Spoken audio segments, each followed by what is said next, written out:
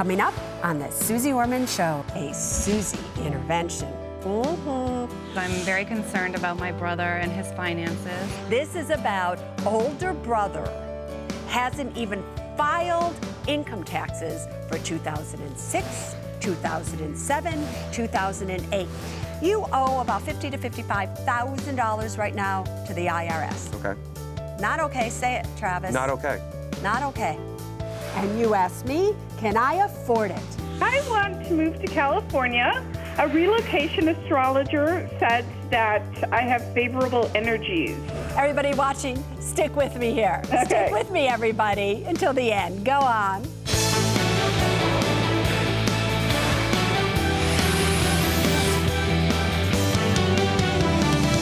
Hi, everybody. I'm Suze Orman, and you are watching The Suze Orman Show. You know, for years now, I have sat right here with you, telling you what to do, what not to do.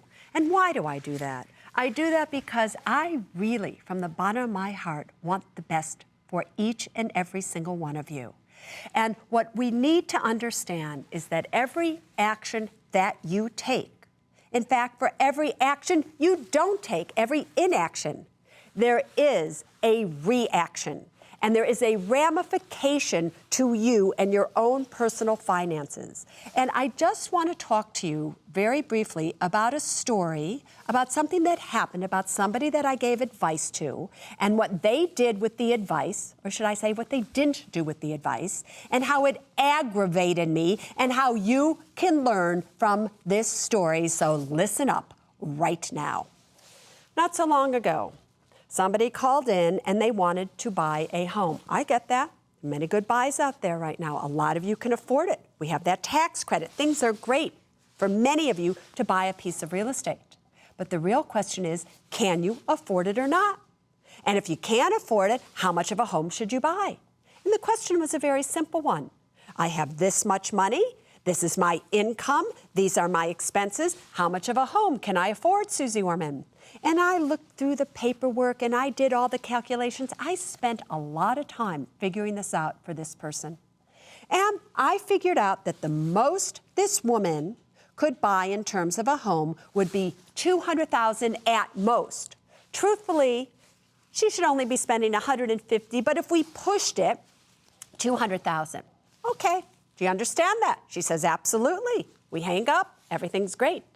And then, as I often do, sometimes I wonder, I better check up on this person. I better make sure that they're doing okay. Is there anything else that they need to know? And I pick up the phone and I set up a time that we can call or talk to each other and we converse about how'd you do with the information I gave you. Well, I called this person up. And you know what this person tells me? She goes, oh, Suze, I'm so happy to hear from you today. I mean, I'd be happy if Suze Orman called me too, but that's besides the point. And she says to me, I put in a bid to buy a home. I said, how great. How much was it? How much did you buy a home for? She goes, $240,000. I said, $240,000? I told you the most you could spend on a home is $200,000. And she said, but Suze, my real estate agent told me I could afford $240,000. We figured that you didn't know how much money I really had. I said, excuse me? I'm Suze Orman. I know exactly how much money you had. I went through all your numbers. She said, but Suze, I really love this home. And da-da-da, and in fact, it's a condo.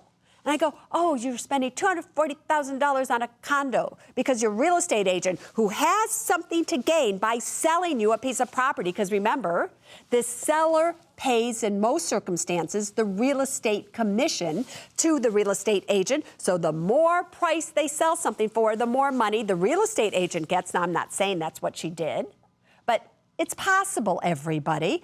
And this woman, listened to her. And I said, okay. And we just go through your numbers one more time. Do you know I spent almost an hour and a half on the phone with her, going through every single expense of what it will cost her if she buys this condo, association fees, maintenance fees, property taxes, everything.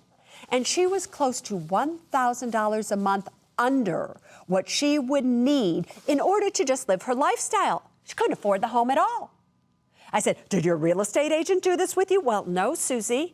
I could afford the down payment. I'm like going, don't talk to me about this. You have got to do your homework.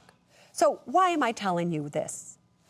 How many times do I have to tell you what happens to your money directly affects the quality of your life, not a real estate agent's life, an insurance agent's life, a financial advisor's life, or my life? I have nothing to gain by the advice that I give you. I am not making money off of it. That's not what this is about. You have got to think twice before you do anything. Before you take advice from somebody who can make money off of you, you better know for sure. Is this an action that you should take or you should not take? And you better do the numbers. Do you hear me? And now for a Suze intervention. You know, a little bit ago, we got an email here at the Suze Orman Show from a woman by the name of Kelly. Now, Kelly is the sister of Travis. And Kelly was very, very worried because Travis was acting very irresponsible when it came to money. Not only was it bothering Kelly, but it was bothering Gretchen, Travis's girlfriend. Got the setup? They all live together in New York City. So before we speak to Travis, however, I want us to go directly to Kelly and Gretchen, and let's hear what they have to say. Ladies, welcome to the Suze Orman Show. Tell everybody about what is up with Travis. And Kelly, we will start with you since you wrote in. Hi, Susie. How are you? I'm great. Thank you. Good. Yes, I wrote in because I'm very concerned about my brother and his finances. He has been having trouble with the IRS and paying his taxes on time, and because of his work situation. He works for a Broadway actress, and you know, it's supposed to be a supplemental income while he's working as a stage manager on Broadway, but he hasn't had a show in a while. How old is Travis? He's 32. He's 32. You know, you talk to him about him like he's like 23. Right. Like he's 18. And how old are you, Kelly? I'm 30. All right, so you are the younger sister Yes. that is worried about the older brother who, let's just lay this out straight. He hasn't paid his income taxes. He hasn't filed his income taxes since the year 2006. So this isn't he's just having a little trouble paying his taxes. Right. This is about older brother hasn't even filed income taxes for 2006, 2007, 2008. All right, Gretchen, tell me more about it. Is there more to the story than that? You are the girlfriend. You have been living with him. Well, I think a lot of the problem, Susie, is that Travis, you know, when we first started dating, he was a bartender. He had, money coming in from his personal assistant job and bartending. And so it was hard for me, when we first dated, I didn't ask him a lot about his finances. I didn't really know the situation.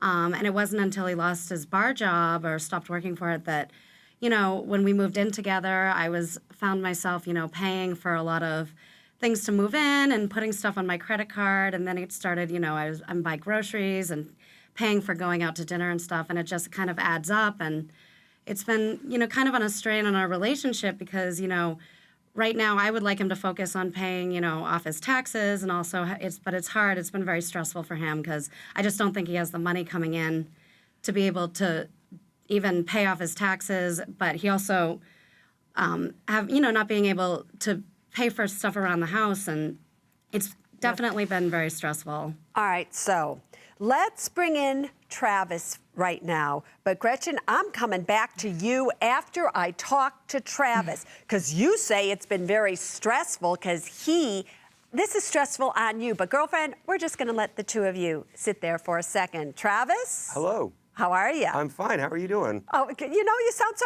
don't sound stressed at all, do you? To be honest, I really am. I just try not to let it get me down.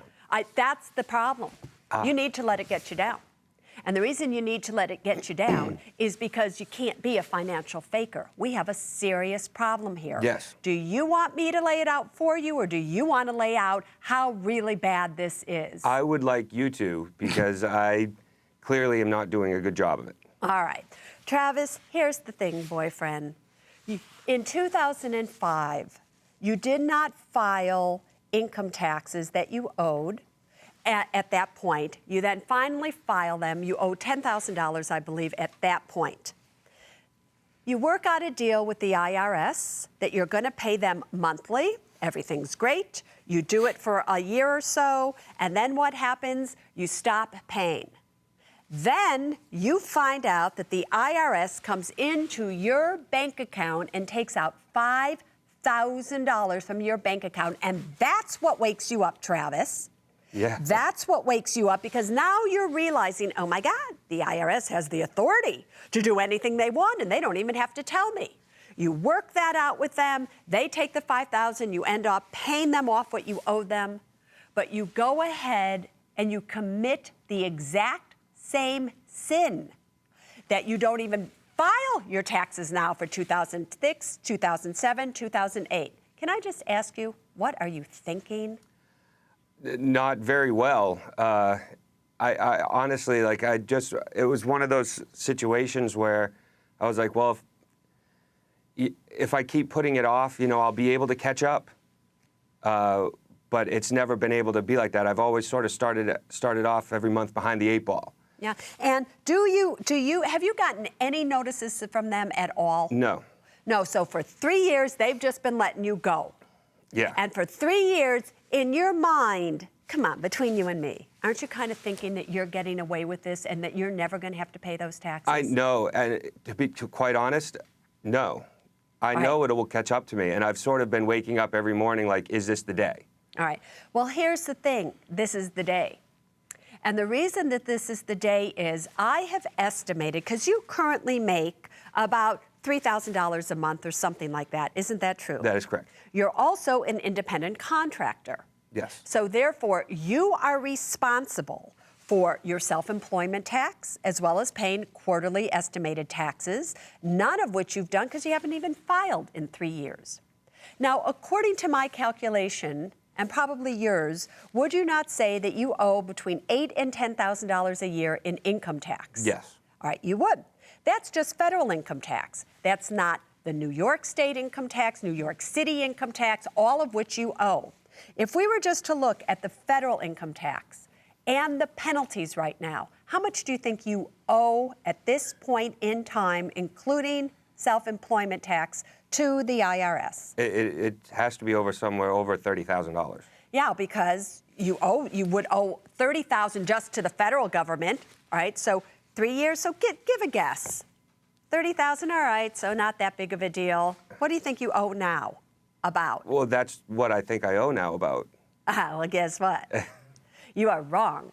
Because when you, Travis, do not file income taxes, there are 3 penalties. The penalty because you're filing late, the penalty because you did not pay the tax that you owe, and the interest on the tax you should have paid that you never paid. When you put all of those together, including the self-employment tax that you should be paying, you owe about $50,000 to $55,000 right now to the IRS. Okay.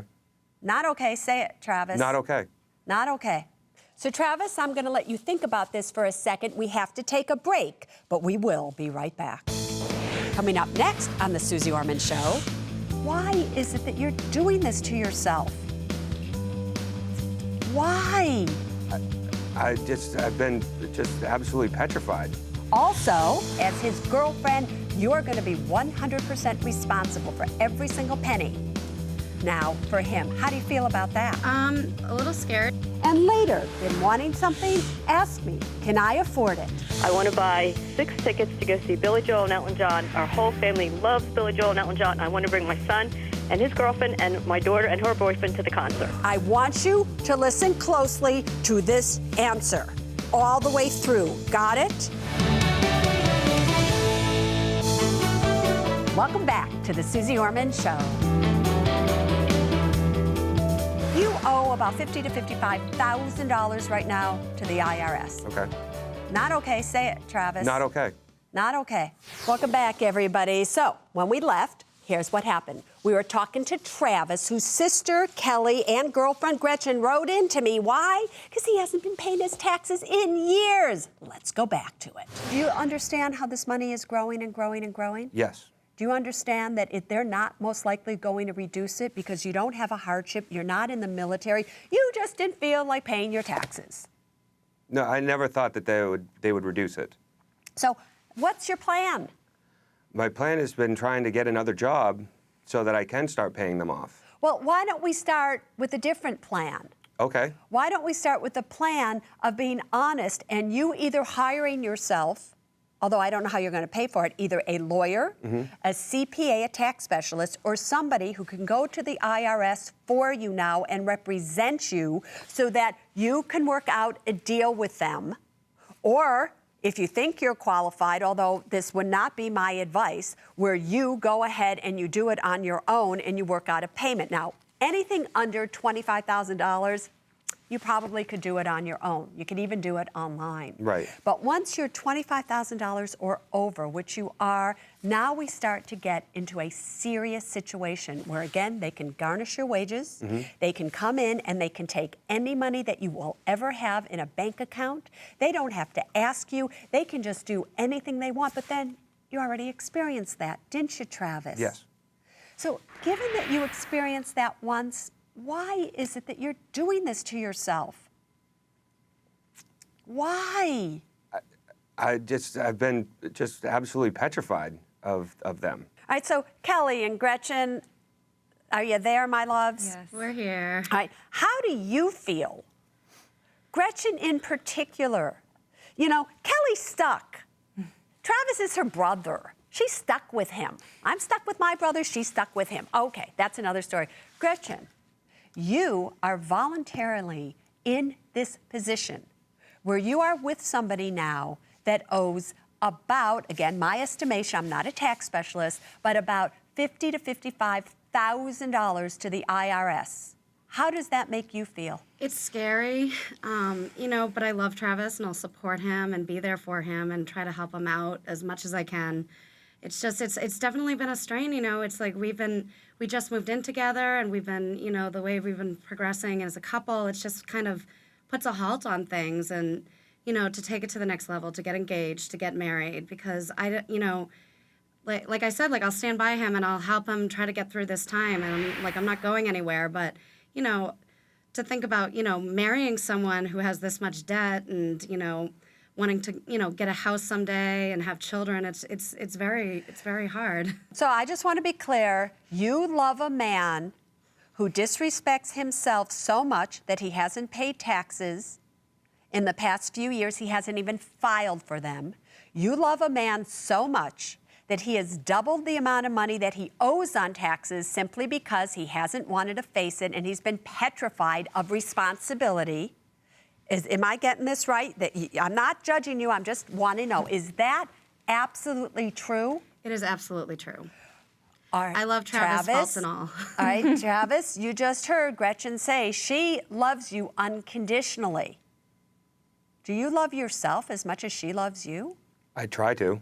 You try to. All right. Here's the thing, you guys. Travis, I'm never going to understand why, out of all the bills you chose not to pay, it's the IRS. Here are my suggestions. You currently work in a situation where you are an independent contractor. I think you might want to go to your employer and ask him or her to simply make you an employee. An employee where they withhold taxes for you, where they pay half of the unemployment, half of Social Security, half of Medicare, and that they literally help you help yourself. What do you think about that, number one, Travis? I think that's great. All right, so I would go to them and do that. Okay. Number two, let's go back for a second to Gretchen and Kelly. Kelly and Gretchen, you say that you want to stick by this man. Kelly, I know you have to, right? Yes. Right. You all live together, correct? Mm-hmm. Yes. You all love living together right now, correct? We do, yes. All right, there, we are a family unit. Here's my suggestion. You guys need to help Travis find somebody who can approach the IRS, and you need to come clean right here and right now. And he needs to file all his years of taxes. He needs to work out a payment plan with the IRS, but I can tell you it's going to be approximately 5 years till he has paid this off. Yes. You, as his guardian, so to speak, with this now, and you want to take this on, and you said, Gretchen, you'll help him in any way you can, so that means you're going to put your money where your mouth is, girlfriend. every penny that Travis makes should go to paying off the IRS. He gets a paycheck to the IRS. Full paycheck should go directly to the IRS, not a penny for himself. You two, on the other hand, are going to have to take over paying his portion of the rent, his portion of eating food, his portion if you go out. How do you feel about that? The only way that I think Travis is going to get out of this is if the two of you become his financial guardian. Gretchen, how do you feel about that? A little scared. It's going to be a little hard, you know. I mean, I'll do the best I can. You know, pick up more shifts at the bar, see what I can do. All right, so you're willing to do that, the two of you? Yes. Kelly, are you willing to dip into your own pocket as well to help your brother out of this? Yes, I will do what I can to help I him. just have to ask you, do the two of you have credit card debt? Not much. How much do you have in credit card debt, Gretchen? I have about $2,000. $2,000. I have to ask you this. Did you have that $2,000 before you were involved with Travis? No, I did not. Do you understand how Travis's behavior is affecting you financially? And if this does not work out, you're the one, Gretchen, that is going to leave this relationship with debt that you never had, with no savings because everything's going to Travis, with absolutely. And how old are you, Gretchen? I'm 27. All right, so little by little here, you're going to be 30, 35, 40. Do you understand what you are volunteering for? I do now. Travis, here's the question. Do you think the three of you as a family unit can do this? Yes.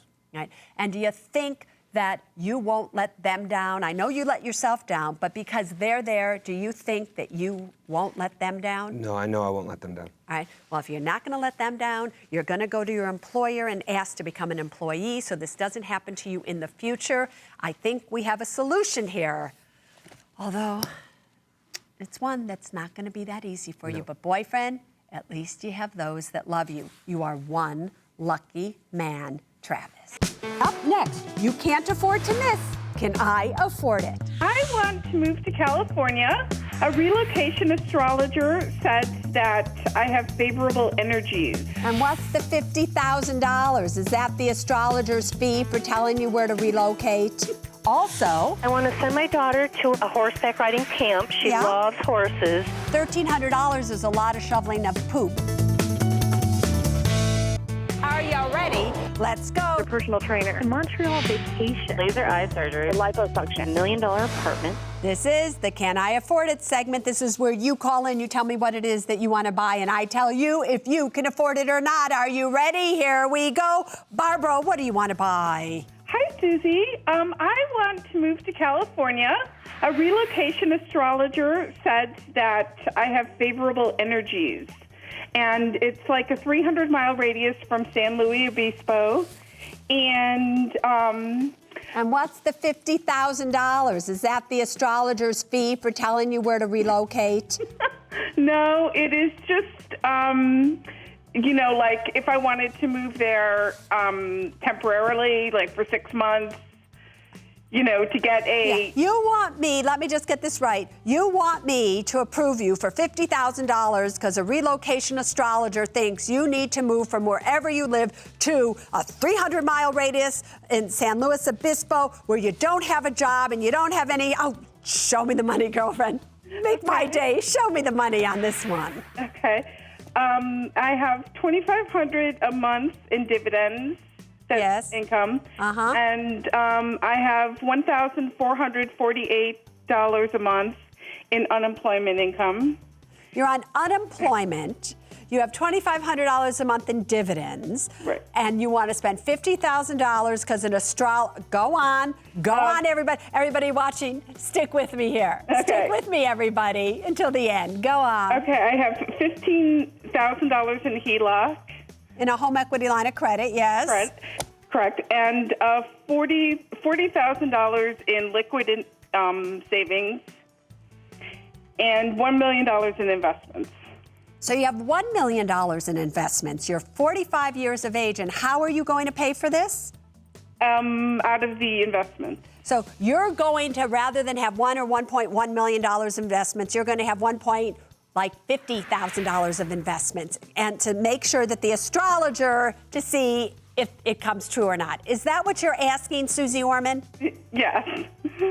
All right, let me see. Let me consult my own financial, relocation, astrology, mind. You have been approved. Oh, because great. guess what? I'm not here to judge you. I kind of like that astrology stuff. But hey, at 45, you have $1.1 million worth of assets and all these other things. Oh, go on and take $50,000 and see how your life goes. You're obviously on unemployment anyway. You're not suffering. Go on, girlfriend, and see what happens. Joanne, what do you want to buy? Hi, Susie. Thanks for taking my call. Anytime. My husband and I have a bet, and we agreed to do whatever you say. He just thinks we can't afford it, and I think we can. I want to buy 6 tickets to go see Billy Joel and Elton John. Our whole family loves Billy Joel and Elton John, and I want to bring my son and his girlfriend and my daughter and her boyfriend to the concert. So your whole family, the 4 of you, forget about the others, the 4 of you, son, daughter, husband, you love Billy Joel. Love him. We love him. All right, so you want 6 tickets, however, $1,200. Show me the money. Okay. We have a combined monthly income of $8,800. All right. We own our home outright. We have $100,000 in savings and $30,000 in retirement. And that's everything. Well, we have another $120,000, but it's in other investments. It's other investments. And is this like a special thing? Do they not usually travel together? Is this a once-in-a-lifetime opportunity? Yes, it is. They don't do this. They play a lot separately, but they don't play a lot together. But they're playing this time together, and we are dying to go see them. Dying to go. All right. I want you to listen closely to this answer all the way through. Got it? Okay. You have been denied. Wait. Okay. And you have also been approved. Okay. What am I talking about here? You have been approved to take your husband, yourself, your daughter, and your son. You have been denied in spending $400 to take the boyfriend and the girlfriend of your children. This is a family affair. $400 is a lot of money. It may be fun for your kids, but guess what? You're going as a family unit, not a family unit and the 2 other extras. Not here. You don't have that kind of money. So if you do that, you've been approved. Just get rid of the other 2 for now, and you'll have a good time. Got it? All right, Kim, what do you want to buy? Hi, Susie. I'm so excited to talk to you. Oh, thank you. You're my financial idol. And my coworkers, when I told them I was going to get to talk to you, they're like, Susie, she's your goddess. All right, so what can I do? What can I do here? I'm going to have to approve you. The goddess can't deny you, but anyway. I know, and I don't want to butter you up too much because you don't fall for that stuff. What do you want to buy? Well, I want to send my daughter to a horseback riding camp. She loves horses, and the camp is 11 days, and she'll get to stay right there at a farm, and she'll take care of the horse, whatever horse she's assigned. She takes care of it and does all the grooming and the feeding of it and all the shoveling of its poop. And $1,300 shoveling of its poop. Yeah. That $1,300 is a lot of shoveling of poop. Show me the financial poop here, girlfriend. All right. The financial poop is we make $5,700 combined. Yeah. We have $51,000 home equity loan. Yes. $7,500 credit card debt. Denied. Oh. Denied. You knew I was going to deny Everybody you. at my work, they say that every time I go around the corner, denied. Denied. But I just want to hear it from Do the it with horse. me. Let's do it together. Ready? Let's do a joint denied. Ready? Okay. 1, 2, 3. Denied. But I wanted to hear it from the horse's mouth. I just had to hear it from the horse's trust me. mouth. Roar. What does a horse do? Nay. Denied. Whatever it is, you've been denied. You knew I was going to die. You have credit card debt. No, that's a lot of financial poop right there. $7,500 of credit card debt is all the poop that you need. Your daughter, there's plenty of time for her to be around horses. Now is not the time. Jason, what do you want to buy? I want to buy a Ranger boat. I fished a professional muskie tournament trail, and it's pretty important to beat all the other contestants to the first spot and be comfortable while doing so and safe. Yeah, and so this $40,000, you want to compete. There's a boat. You need a $40,000 boat to compete. If you win one of these tournaments, how much money do you win? Between 20 and 25 grand. So, and have you ever won one before? Well, of course. Of course. So you've won one before in other boats, yes? Yes. Yes, all right, show me the money.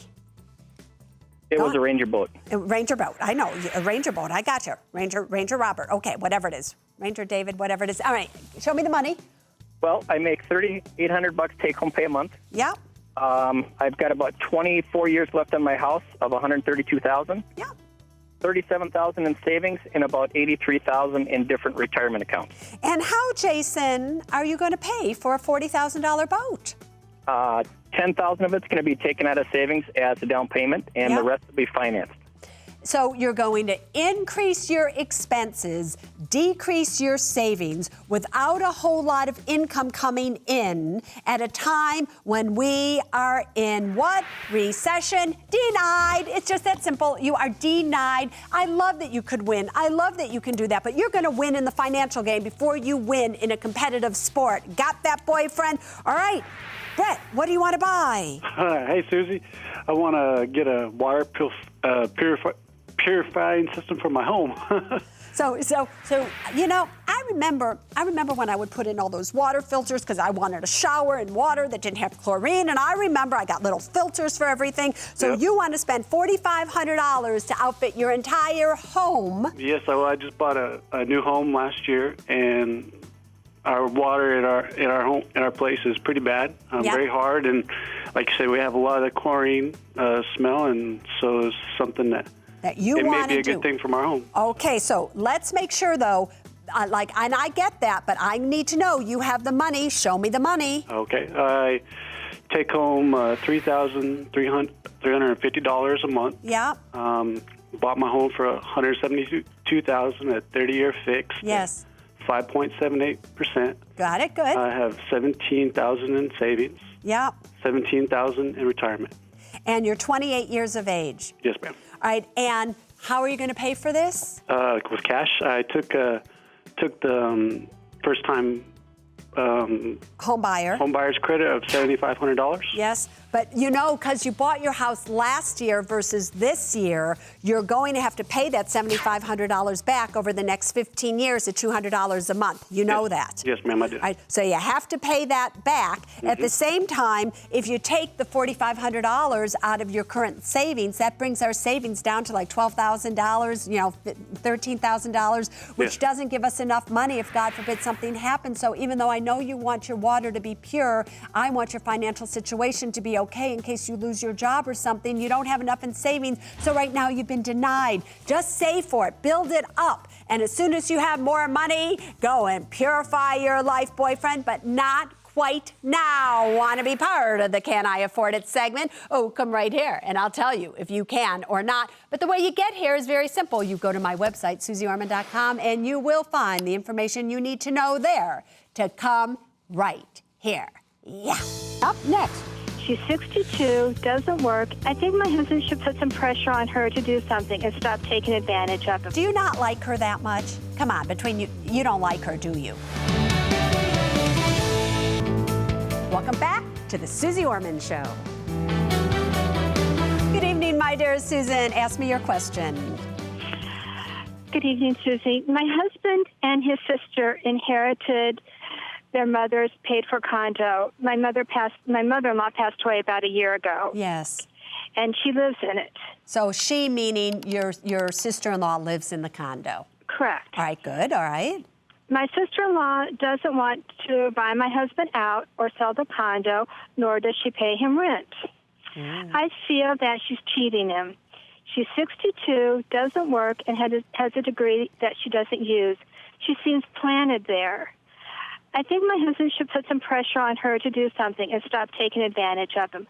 What would be fair? So what is fair and versus what is reality is a whole nother thing. Obviously, how does your husband feel about it? Does he feel like he's being taken advantage of? Does he feel like, okay, mommy would have wanted to take care of sister anyway or her daughter? How does your husband feel about it? I think he feels the second way. I think he says, well, I don't want to come back as the bad guy. I don't want to be rude about it. So he feels okay about it? Yes, unfortunately. But why do you say it's unfortunately? Do you not like her that much? Come on, between you, you don't like her, do you? No, I don't like her at all. All right, so, but here's the thing. Do you not always hear me say people first, then money? And it's your husband's sister. And he may have this deep love for her. You know, we started tonight's show with this man by the name of Travis, whose sister has a deep love for him, whose girlfriend has a deep love for him. Even, in my opinion, it makes no financial sense whatsoever, but it's not about money, it's about love. And your husband feels okay about it. It's only money. Whether it's the right thing to do or not, he feels okay. So why are you letting it bug you? Up next, email. Irritates me when, getting upset again. No, you are getting upset. Yeah, you're telling me Wow, he's going, this has calm it been a down, bad Susie. show. It's all right, Susie. Don't let your blood pressure go up. All right, fine.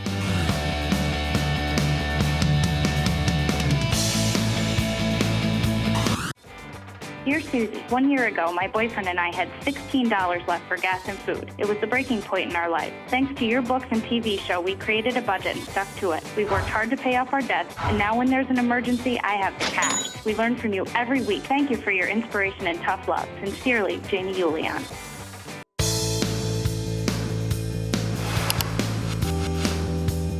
Yes, welcome back, everybody. Are you as excited as I am that Lou gets to join you as well as me? Hi, T-shirt boy. False excitement. I love it. False excitement. Did you get a haircut? Yeah, I did. Yeah. Looks good, right? That does look good. She's good. She's good. How much did you pay for that? I think it's 25, and then you tip the girl's shampoos, and you tip her. That's my boy. Yeah, it's good. No, That's it's good. my boy. So I just have to ask before you read the Yeah. email. Why is it that I'm still upset about Travis? Like, why do I because feel it's like this upsetting. 27-year-old Yeah. Gretchen loves him so much? They've been together a year and a half. At 27, do all of you remember when you fell in love at 27? You thought it was forever. And then a new one, and a new one, and a new one. I actually sometimes think you don't find the love of your life till you're like 40 or 50.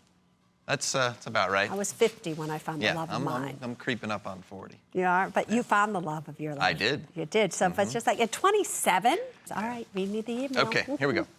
From Janice in Connecticut. Dear Susie, we opened Roth IRAs for our children over 10 years ago. With the market going down, the balances in each account have gone below $500. We've received a letter stating that our account will be closed unless we make deposits to bring it back up over $500 within 2 months. We then received a second letter saying that the account is closed effective immediately, but the money is not available to us without tax implications.